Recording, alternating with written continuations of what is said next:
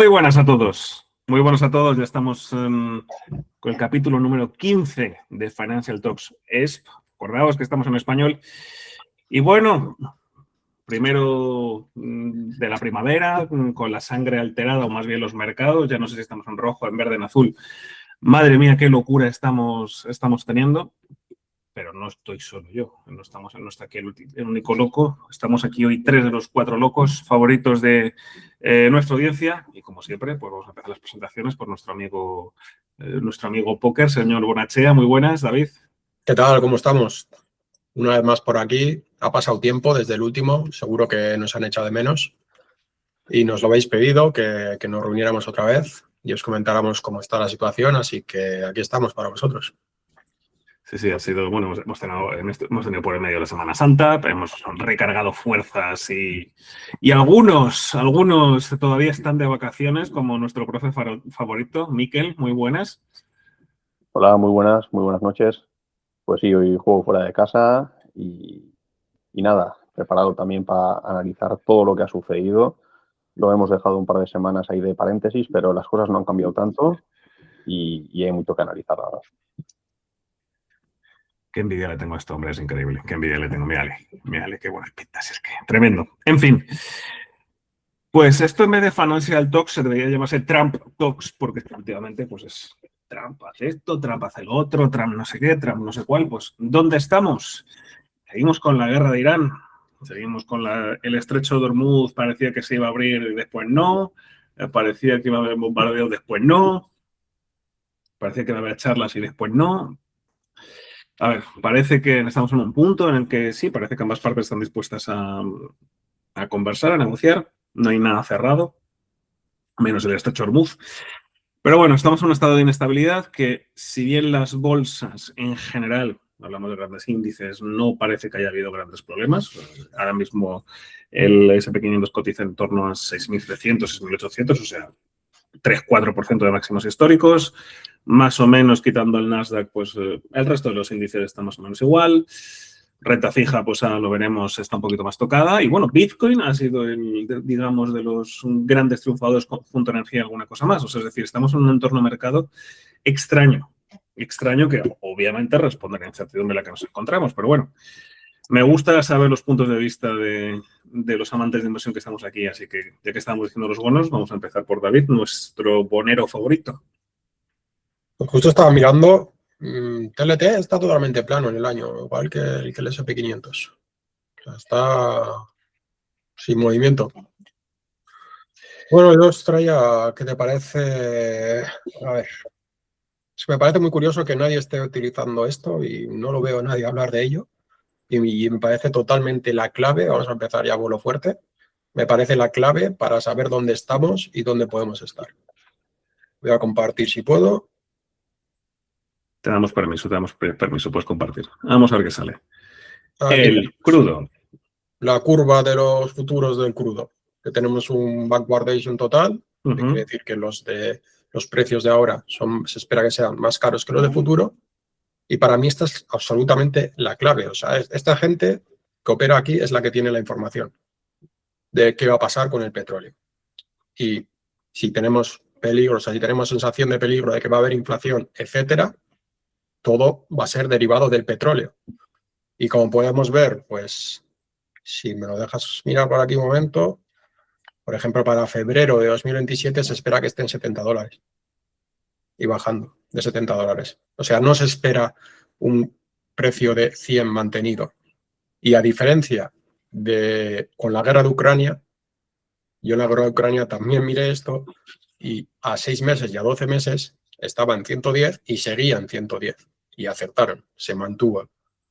Pero si te fijas aquí, te está diciendo que esto es temporal, que esto no va a estar a la inflación, o sea, el barril a 100, que es lo que haría que la inflación llegara y es lo que haría que ese petróleo, ese barril de petróleo a 100 es el que hace que impacte las típicas métricas que hemos escuchado todos, de que hace que la inflación suba un tanto por ciento, que el crecimiento baje un X%. Esto no hace nada. Esto no está haciendo nada ni va a hacer nada. Si esto se acierta. Y esta gente tiene más información que nosotros, vuelvo a repetir. los que están fijando el precio del futuro, del petróleo en el futuro. Entonces, yo no veo a nadie viendo esto y para mí este es el mapa. O sea, este es absolutamente el mapa y no hay que mirar nada más. Yo creo que esto da tranquilidad al mercado, ¿no? Y esta es una de las explicaciones por las que, bueno, ha habido una bajada en las últimas semanas, pero tampoco es una bajada realmente importante la que hemos vivido, ¿no? Ha habido cierto pánico en el mercado, pero no se ha trasladado tampoco en bajadas tan fuertes.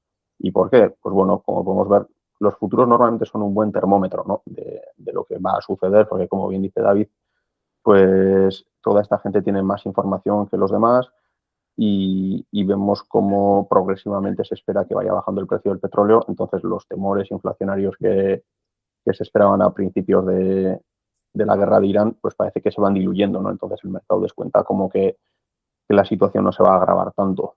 En cualquier caso, vemos también que el patrón que muchas veces se repite en las guerras es de mucho nerviosismo al principio, pánico, ventas bastante aceleradas, pero la situación poco a poco se va normalizando y poco a poco va entrando en razón el mercado y va descontando que esto va a ser pasajero y que estamos cada vez más cerca del final, todavía atropellado, todavía con muchos puntos por resolver, pero bueno, parece cada vez más cerca de normalizarse. A mí me preocupa una cosa, bueno, en cuanto a la curva del petróleo, ¿cómo se llama? La interpretación que me comentáis estoy bastante de acuerdo, es decir, que se está viendo un fin pronto. Es decir, básicamente el mercado está descontando que va a haber un fin pronto a esta guerra. ¿Será o no será? Pues ya lo veremos, la verdad. Yo también espero que sí, pero es bastante peligroso. O sea, Irán no es Venezuela, ¿vale? O sea, cuidado que Irán no es Venezuela, pero... No tiene por qué acabar la guerra, Javier. O sea, con que abran el estrecho, la guerra puede seguir, que se maten, al mercado le da completamente igual. Al mercado lo que le importa es que haya petróleo. Y aunque sea por otras vías, si lo que no sale del estrecho se puede de cualquier manera conseguir de otra manera. Ahí estoy bastante de acuerdo contigo y me acuerdo hace unos cuantos capítulos que me acuerdo que lo comentaste. Es decir, se pueden estar matando en cualquier parte del mundo que mientras a mí no me toque el bolsillo me va a dar igual. Y exactamente es lo que está pasando esta semana cuando se cerró el estrecho. O sea, ahí totalmente de acuerdo contigo. De todos modos, aquí voy un poquito más, como te digo, ya no tan inmediato. Obviamente, la apertura o un acuerdo acerca del restablecimiento de la normalidad en el estrecho de Hormuz va a hacer que el precio caiga en picado. O sea, no me acuerdo, también me acuerdo, creo que fue hace como 2 o 3 capítulos que pusimos una curva que básicamente se veía más o menos de los $100 o del precio del petróleo, cuánto dependía cada cosa, la oferta normal, geopolítica y cómo estaba el propio shock del petróleo. Y el shock el shock actual por el cierre de Hormuz era como un 40% del precio, que eso más o menos tiende a pues, lo que está poniendo ahí, los niveles de a 60, que me sorprende que llegue a 60 en 2033, pero bueno, en fin, no deja de ser una curva de futuros y, como tú dices, esa curva puede ser mucho más pronunciada ante una apertura de Hormuz. Pero bueno, yo en general, más que el precio del crudo, que sí que estoy de acuerdo contigo, me preocupa una cosa anterior y es los bonos, ¿vale? No tanto el TLT como tú dices, porque el TLT ya lo veo mucho más avanzado y el TLT está, si no recuerdo mal, está apalancado, sino a 10 años, incluso a 5. Antes de que empezase, ¿cómo se llama? Toda esta historia del estrecho de Hormuz, de Irán, incluso antes de que empezase el año, ya en octubre, noviembre estábamos un poquito exhaustos. La tendencia estaba un poquito exhausta. Es que eso también lo hablamos en su momento, que estábamos un poquito flojetes. Y no sé, me suena más a pantalla de humo, por lo menos hablando desde la gorra de Estados Unidos, me suena más a una pantalla de humo de no tanto un problema estructural, pero sí visos de problemas de productividad, problemas macro, no necesariamente en primer orden con la inflación, pero temas de empleo y cosas así que se están intentando cubrir con la propia guerra. Miquel. A ver, es evidente que la situación en Estados Unidos no está para echar cohetes, como dices, ¿no? Y los últimos meses lo hemos venido comentando. Pues los datos de PIB, los datos de empleo no son del todo negativos, pero sabemos que están sufriendo. Entonces, todo eso se traslada. Y en cuanto a lo que dices del TLT, pues lo hemos venido siguiendo también en estos últimos meses, ¿no? Ha ido bajando de forma progresiva, no ya en los últimos meses, sino ya es una tendencia de años. El tema es hasta dónde puede llegar, ¿no? Yo creo que el peor de los escenarios no puede bajar mucho más.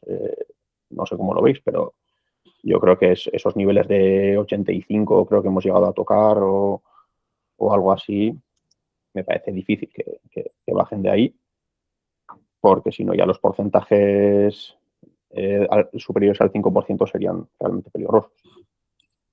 Para mí son momentos clave de acumular para alguien que tenga en cartera bonos, es lo que estoy haciendo yo al menos. Y es eso. Una vez llega al 5% bonos a 30 años, por ejemplo, recula, o sea, lo lleva haciendo todo el rato. Entonces, Ese es justo el umbral que yo veo, el tema es del que es 5%. llegar allí y noticia. Ujú. El día siguiente o el mismo día, corriendo. Por eso te digo, porque cuando me ponías aquí el gráfico del petróleo, que sí me parece importante, pero es que me parece más importante justo lo que tú estás diciendo.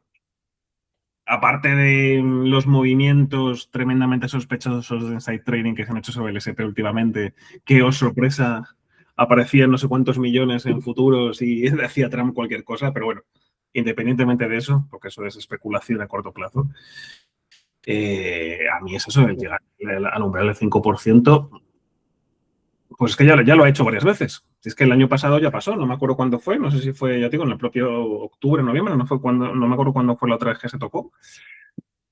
Y de repente todo empezó a estar maravillosamente y nos vendían que no había ningún problema. Pero bueno, en fin. De hecho, parece que hay un patrón, ¿no? Cada vez que se acerca o supera ese 5%, Trump de alguna forma manipula el mercado para... Espera, voy a sacar la curva. Mira, precisamente, aquí te estaba comentando, aquí tenemos la curva en TradingView del bono a 30 años y el 5%, fijaos, 5% en octubre, bueno, aquí ya hubo un cambio importante. 5% aquí en el 24 y si nos vamos al siguiente, mira, en enero también hubo algún cambio, estoy buscando Liberation Day, en el Liberation Day no hubo demasiado, bueno, sí, qué coño, no hubo cambios, fíjate, hizo aquí un rebotito el bono de Liberation Day, pero bueno. No sentó bien. Sí, desde luego, tremendo. El punto es eso, o sea, fijaos la resistencia tan fuerte de tener el 5% y lo peor es que esto se está estrechando cada vez más. Es decir, Sí, pero por arriba no va a romper. Es que no puede romper por arriba. pues que si no nos estaríamos yendo a niveles precrisis, literalmente. Claro, es que fíjate la tendencia que lleva, ¿eh? Absolutamente descendente. Yo no sé realmente hasta dónde puede llegar, pero... En mensual duele más todavía.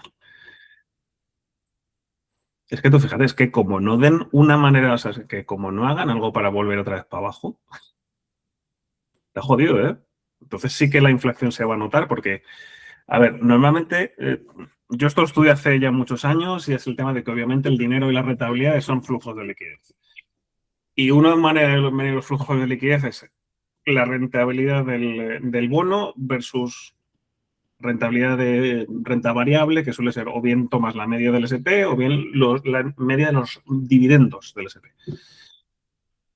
Y esto cada vez está poniendo más interesante, porque, joder, tener aquí unos bonos a 30 años al 5% todavía no es tan sexy como está la renta variable, como estaba hasta hace poco, pero como sigamos igual de laterales y en acumulación-distribución, ya veremos. Últimamente todavía no queda claro si es acumulación de distribución.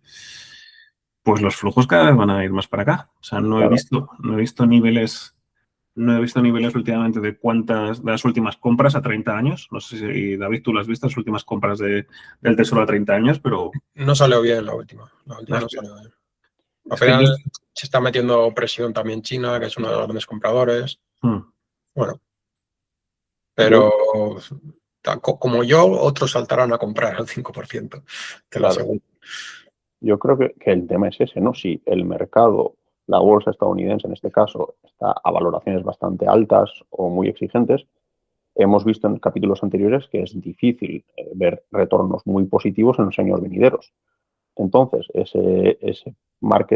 ese premium que le tienes que pedir a la renta variable por ese riesgo extra que tiene. Si por el contrario la renta fija te está dando un 5%, ¿cuál va a ser el retorno que te va a dar la bolsa? Un 5% versus ¿cuánto te va a dar? Porque un 10, un 12 es prácticamente impensable que eso se vaya a dar ahora mismo. Por tanto, si la renta fija te da un 5 y la bolsa te da a lo mejor un 7, o a lo mejor no, o a lo mejor menos. Cada vez ese escenario es más importante gestionar. Es eso, Miguel. Actualmente puedes garantizarte un 5% frente a un 8% de media con riesgo. Pues es que ¿a dónde se va a ir? Es que no se puede ir más arriba.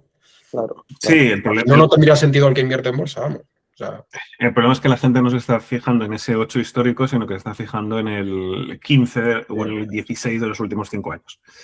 De momento. Veo mucha gente, Javier y Miquel, que está muy preocupada con la estanflación, que para mí tiene unas probabilidades bajísimas de suceder. Es un escenario muy, muy extraño. Incluso estoy empezando a trabajar con un posible escenario que es justamente todo lo contrario. O sea, es decir, una inflación baja y un crecimiento económico fuerte. Y todo esto relacionado con la IA, al final la automatización, que te llevan a costes marginales cercanos a cero, al final es mayor producción, mayor eficiencia, y es donde se puede dar ese escenario del que te estoy comentando ahora, porque al final los precios van a la baja, el consumidor además está débil, los salarios no terminan de tirar. Para mí podemos llegar a ver ese escenario. Un crecimiento alto y una inflación baja. Mucho más, o sea, lo contrario a lo que la gente está actualmente asustada con esta inflación, que para mí no tiene ningún tipo de cabida. Lo único que podría venir es con el tema del petróleo y como te he puesto el mapa, para mí está descartado eso. La estanflación no es algo tan... A ver, no hay que descartarlo, pero es que no sé si habéis visto, no sé si habéis seguido los... Mira, voy a ponerlo por aquí. Mira, este documento que os estoy poniendo es el dot plot, ¿vale? O sea, en castellano, las previsiones de la FED, de la Reserva Federal, de los principales datos macro. ¿Ok? Si tú te vas fijando por aquí, pues bueno, va viendo la mediana, esto es el Producto Interior Bruto, la tasa de desempleo, la inflación, ¿y dónde estaba el...? Bueno, si tú te pones a ver los niveles, o sea, es decir, está esperando justo el escenario que tú estás contando. O sea, es decir, que haya un aumento de productividad. Y el aumento de productividad en la situación actual solo puede venir a través de la IA. Es decir, que puede haber a lo mejor regímenes de desempleo altos en el corto plazo, pero que la productividad pues se olvide de todo lo demás. Y es lo que están mirando ahora mismo. Es que la IA es deflacionaria. Ya, pero es que también pasa otra cosa, es decir, la estanflación, que puede pasar. No nos olvidemos nuestro hermoso Japón durante 30 años, pero es que no le interesa a Estados Unidos. O sea, es decir, si Estados Unidos no sigue alimentando esa deuda y la gente no le sigue comprando, es que se queda sin financiación. Y es lo que le puede pasar. Y es lo peor que le puede pasar. Que se quede y lo primero que Trump sale de la presidencia, que al final lo primero por lo que va a ser votado es por el costo hipotecario. Allí tienen un gran problema actualmente, que está muy alto. Y esto está derivado de los tipos de interés, de la rentabilidad de los bonos. Está conectado. Entonces, por eso es el primer motivo por el que está intentando bajarlo, como sea. Y sabe que si llega así, solo por ese motivo, salen fuera.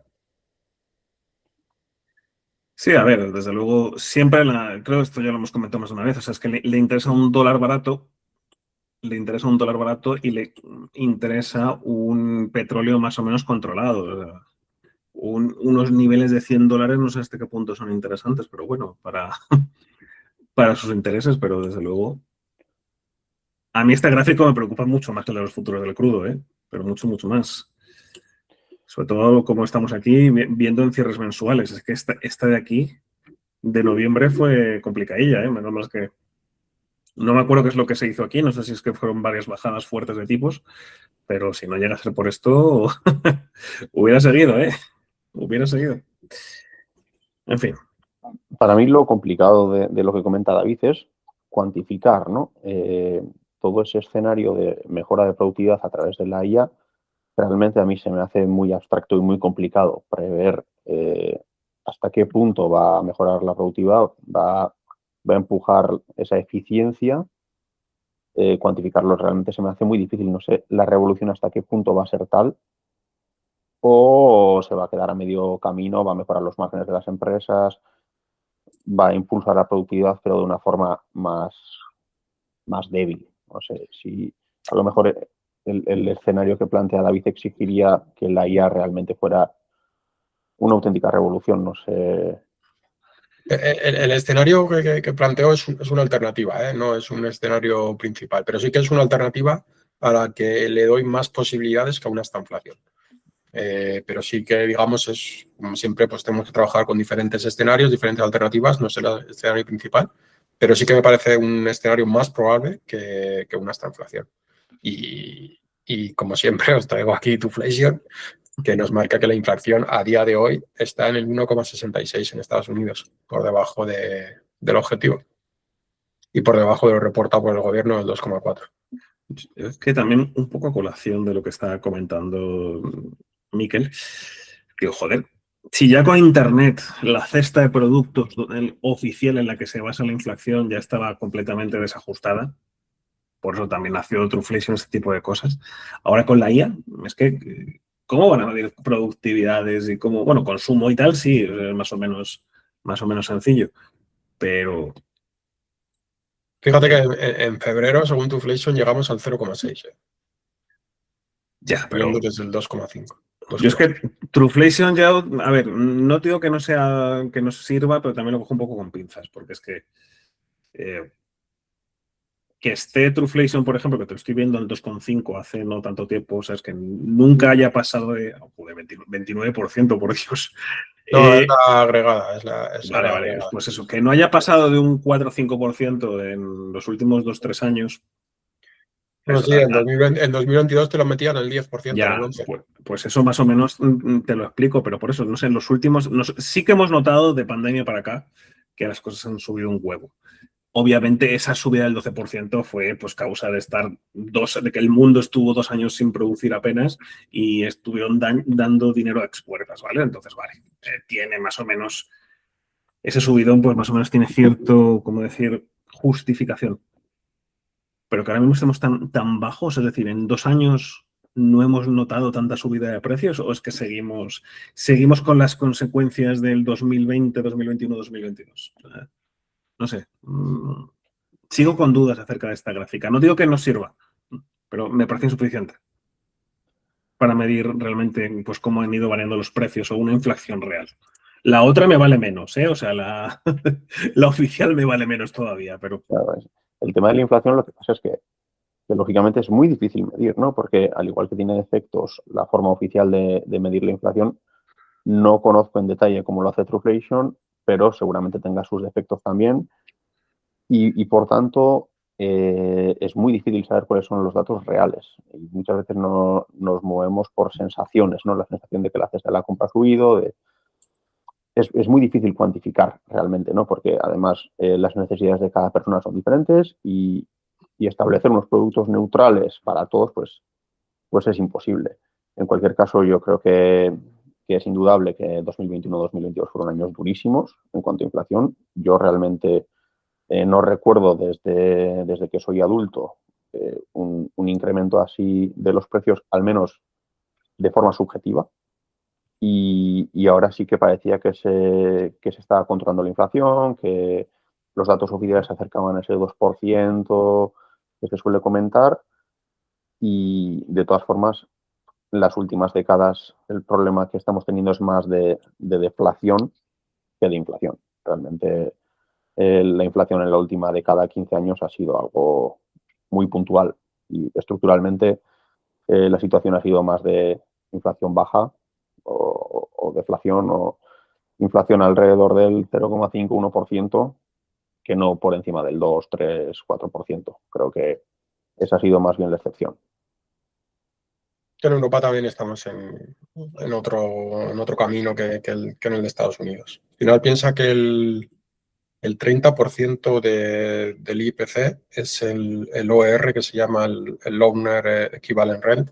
Que básicamente es un alquiler ficticio, es decir, a cuánto alquilarías tú ahora mismo tu casa. Y eso es lo que está cayendo últimamente en Estados Unidos desde hace tiempo. Es que el sector de la vivienda en Estados Unidos y se espera que caiga más. Está bastante mal. Estamos un poco, digamos, como en otro ciclo frente a Europa, en Estados Unidos.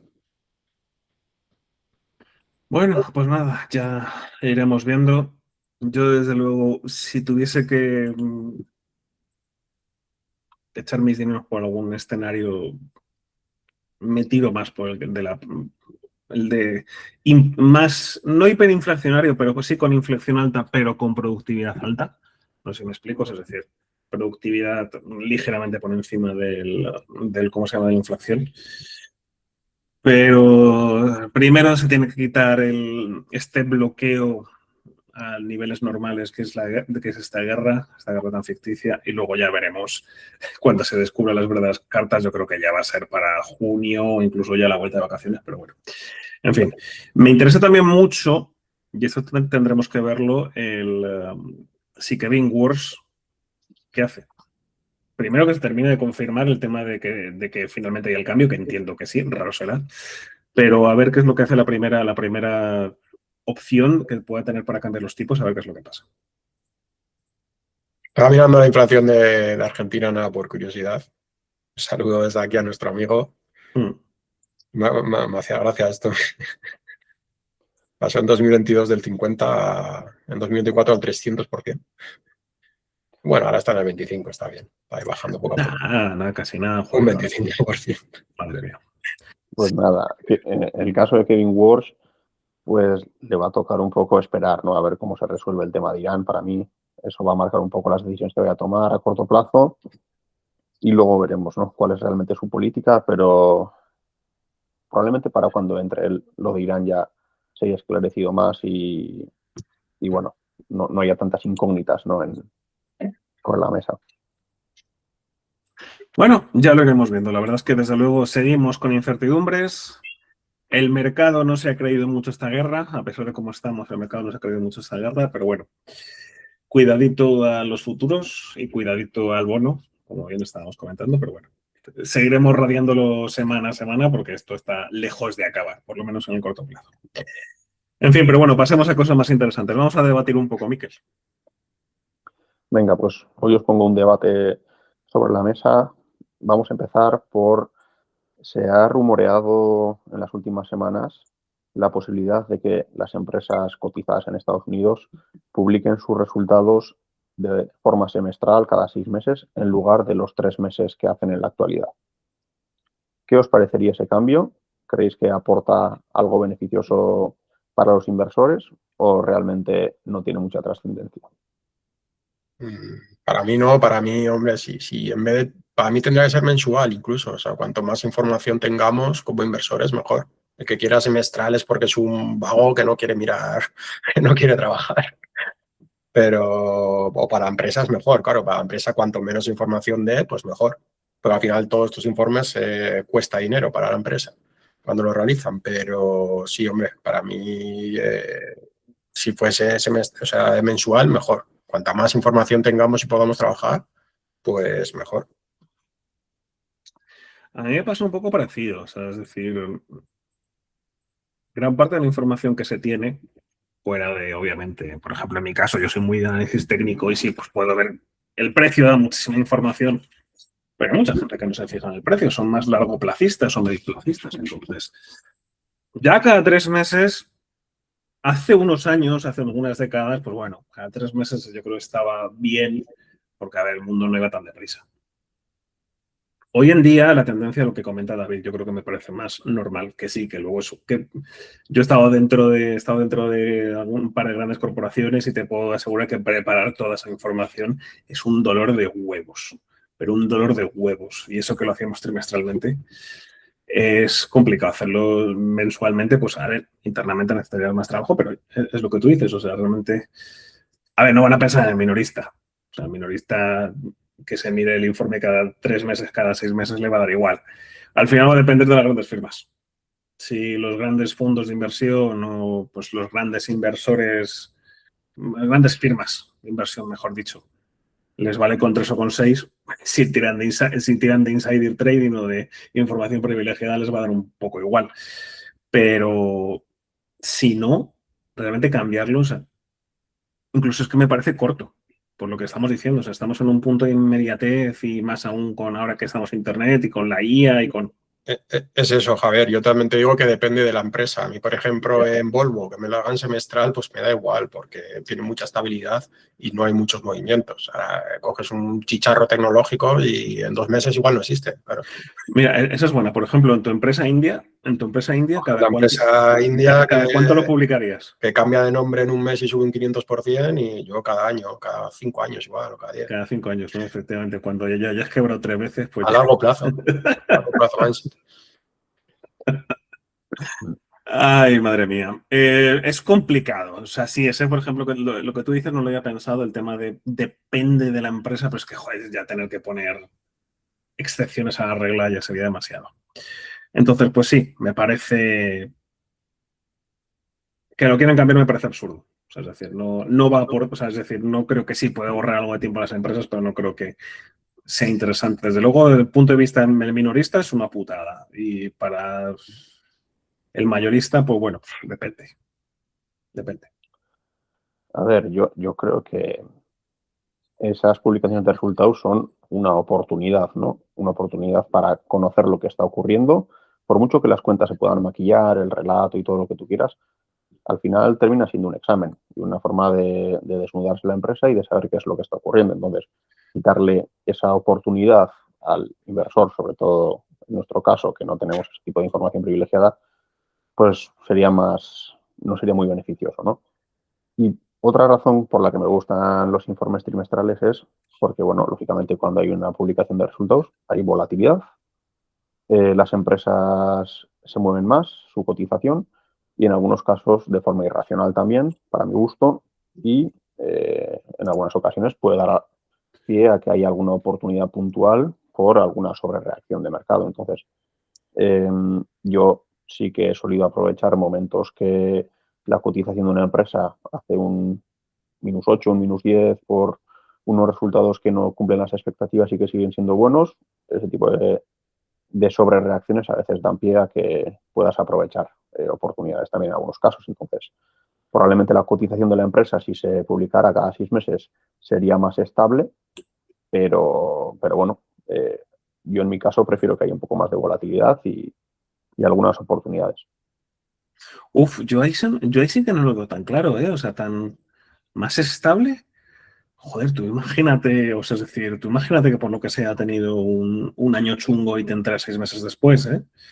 Ostras, o sea, no sé yo hasta qué punto. Sí, a ver, o sea, obviamente el ojos que no ven, corazón que no sienta. A lo mejor te refieres a eso, pero uf, ¿eh? Como es, Sí, sí, a ver, probablemente los movimientos serían bruscos, mm, pero menos veces. Pero sí es verdad que, claro, si durante 6 meses no has tenido pistas y de repente llega una sorpresa negativa, lógicamente la bajada sería importante. Pero claro, al ser cada 3 meses, pues tienes más oportunidades y a veces ocurren las sobrereacciones también.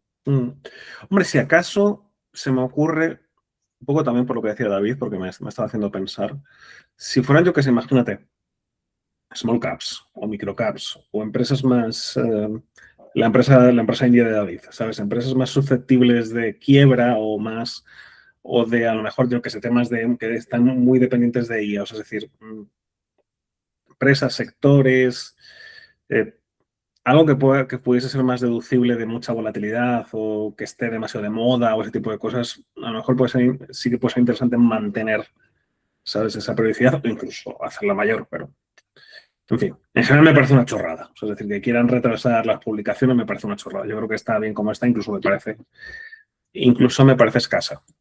¿Creéis que las empresas optarían por una estrategia de más largo plazo si tuvieran que presentar los resultados solo cada 6 meses en vez de enfocarse tanto en el corto plazo? ¿Creéis que habría algún cambio de estrategia por parte de las empresas en ese sentido o no afectaría demasiado?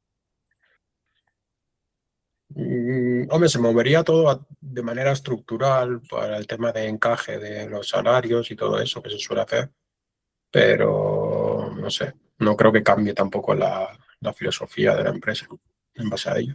No, me pasa lo mismo. O sea, si acaso serían un poco menos, ¿cómo decirlo?, violentos, es decir, el tener que cuadrar. Menos presión. Es... Oye, que tenemos que llegar a 312 millones de ventas y no llegamos. A ver, las ventas anuales van a seguir estando.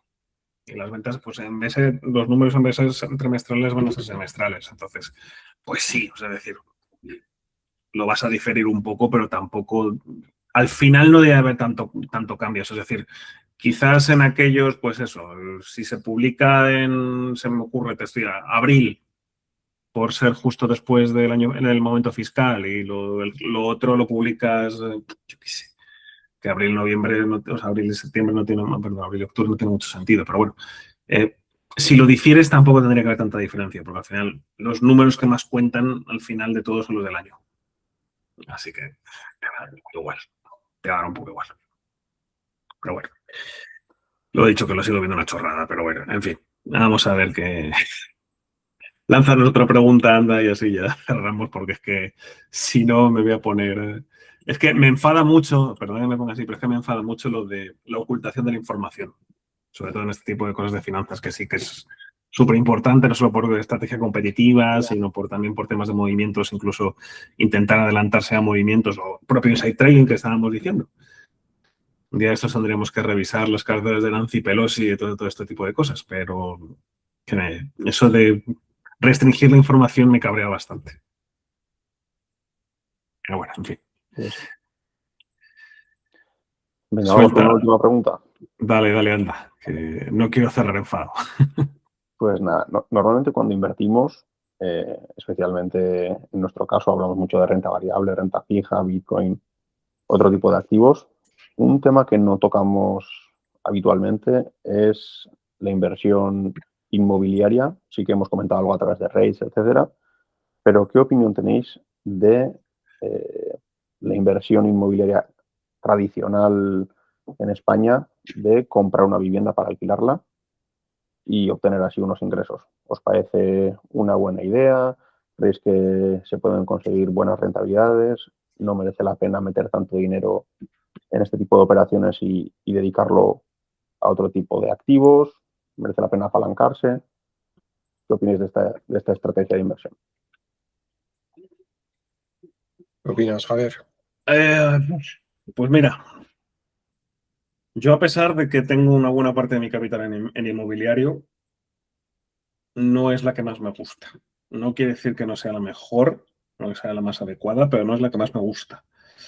¿Por qué? Porque a mí siempre me ha gustado disponer de la liquidez. O sea, para mí el mercado inmobiliario es demasiado ilíquido.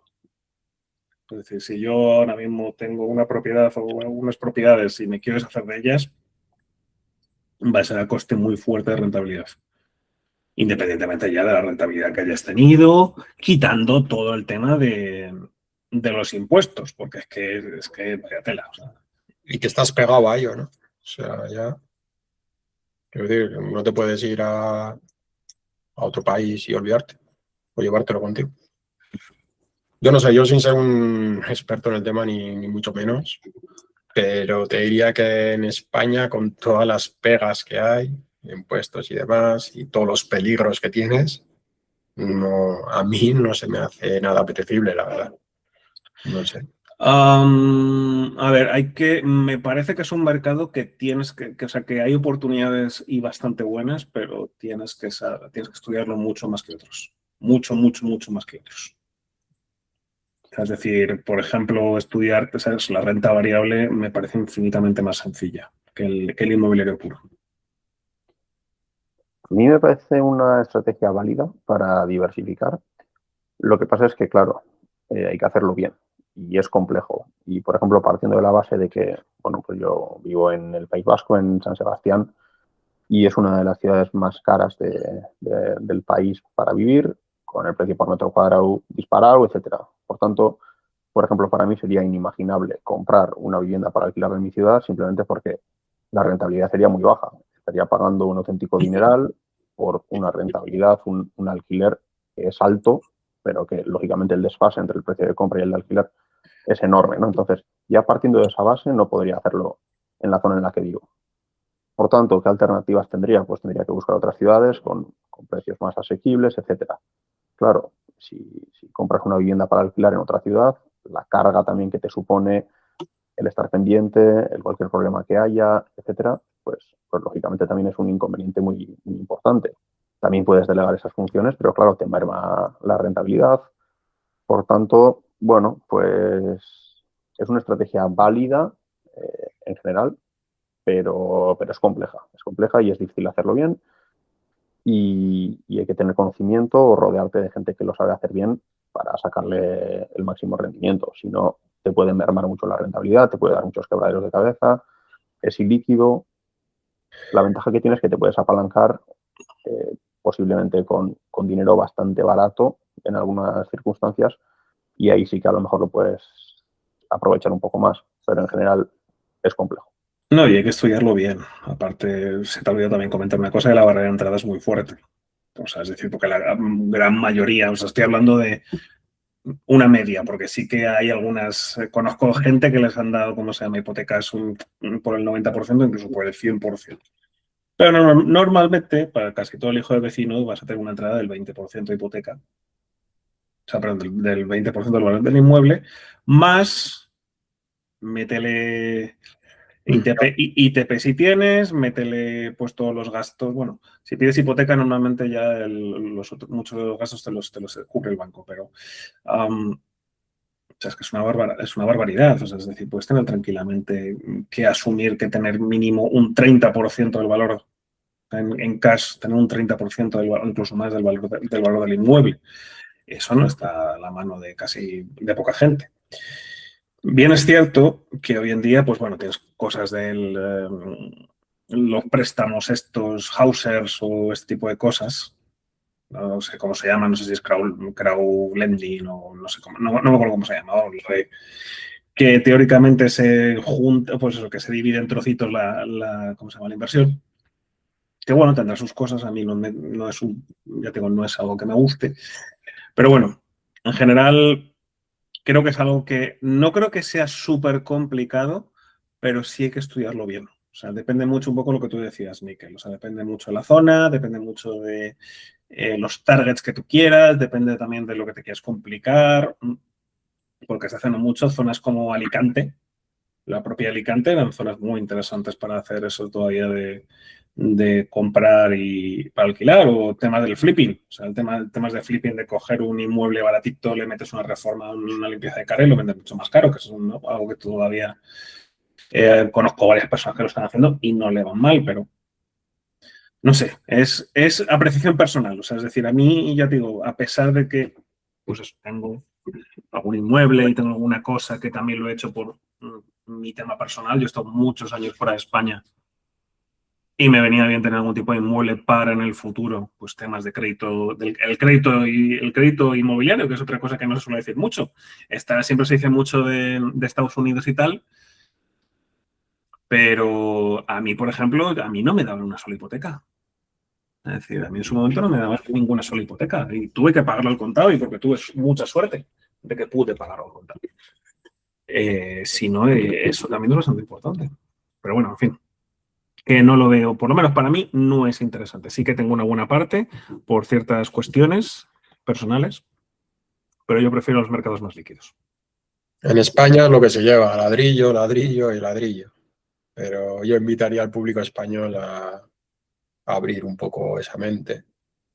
Así como en Estados Unidos o en Alemania, están mucho más abiertos a temas de inversiones en fondos, en acciones y demás. No tanto activo real.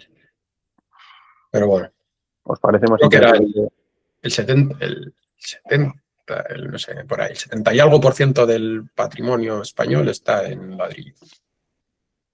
¿Os parece más interesante invertir, por ejemplo, en REITs? Para gente que está buscando ese tipo de inversión inmobiliaria. Hombre, te olvidas de todo. Ahí sí que te olvidas de todo. Te olvidas de todos los problemas, tributas de otra manera. Sí me parece más interesante, al menos a mí. Depende del caso, depende del Más perfil. líquido. Si tú Sí. inviertes en un ETF, puedes retirar el capital cuando quieras, puedes ingresar el capital que tú quieras cuando quieras. Es más La líquido gestión es tuya, eso sí. la barrera de entrada que comentaba Javier también. Un piso que vale 300.000 euros. Si tienes que aportar casi un 30%, estás hablando de 100.000 euros. Entonces, claro, es un dinero muy importante. Pues eso es que por 100.000 euros, aunque claro, no te quieres mover, no te quieres deslocalizar, pero a lo mejor por 100.000 euros tienes algo interesante en Zamora o en un poco más perdido hasta hace no tanto la cuenca minera de Asturias estaba tiradísima de precio. Entiendo que ya hace no mucho se puso de moda y ahora está un poco peor, pero bueno. A mí el que no sea líquido ya me echa mucho para atrás. Es que ese es el punto. Una de las cosas... Mañana esto revienta, yo tengo el pasaporte ahí y me quiero ir de aquí, ¿sabes? A mí estás invertido en inmobiliario, te lo comes. A mí es justo lo que más me preocupa. Es decir, el tema de haber perdido bastante liquidez es lo que más me tira, por mucho que pues en mi caso se ha revalorizado bastante, teóricamente, pero es un poco lo que decimos siempre, son ganancias no realizadas. Entonces, no sé, a mí me sale ese espíritu, no sé si es de trader o de inversor más a corto plazo y me cuesta... A ver, también otra cosa importante.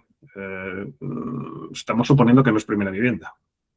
Si es primera vivienda, no hay discusión. Si es primera vivienda, tienes que tener algún sitio donde quedarte muerto y la gran mayoría de las veces, pues es interesante. Pero bueno, viendo como segunda vivienda o como un elemento de inversión por encima de temas de vivir, pues sí, me cuesta hablando por temas de iliquidez. Ir preparándoos porque la semana que viene vendrá la segunda parte. Comprar primera vivienda o vivir de alquiler para no pagar una entrada. Pero bueno, eso lo dejamos para la semana que viene. Estoy a las puertas ahora mismo de comprar primera vivienda. Uy, pues mira, pues así tenemos. Pero si fuese por inversión no lo haría, lógicamente. Y me voy a meter en obra nueva porque, olvídate, está más cara, hemos llegado a un punto en el que está más cara la segunda mano. Segunda mano que la obra nueva. Joder. Nunca ha sucedido eso. Madre mía. Qué raro. Bueno, en fin. Pues nada, lo dejamos aquí. ¿Qué opináis vosotros? La verdad es que es ¿cómo decirlo? Es un tema jodido. Perdón por el taco, pero es un tema jodido, sobre todo en España. Pero bueno, ¿qué opináis vosotros de invertir, de no invertir, y todo este tipo de cosas en inmobiliario? En fin, un día estos tenemos que traer a algún experto para que nos lo debata. Pero bueno, hasta aquí el capítulo de hoy. Vamos a saludar por aquí a Ian, por cierto, ahí donde estés en Argentina. Le hemos echado de menos, por un problema horario no ha podido estar con nosotros, pero bueno. Los siguientes capítulos seremos, como siempre, los 4 mosqueteros, hablando de este y de muchos más temas. Así que bueno, como siempre, poned en los comentarios qué os ha parecido, si queréis que traigamos algún invitado nuevo, si os gusta más el Miquel de Benidorm o el Miquel de Donosti, en fin. Cosas del día a día. Pero lo importante es que os queremos ver en este y en los siguientes episodios. Así que bueno, gracias por estar aquí, disfrutad mucho y nos vemos en la siguiente. Adiós.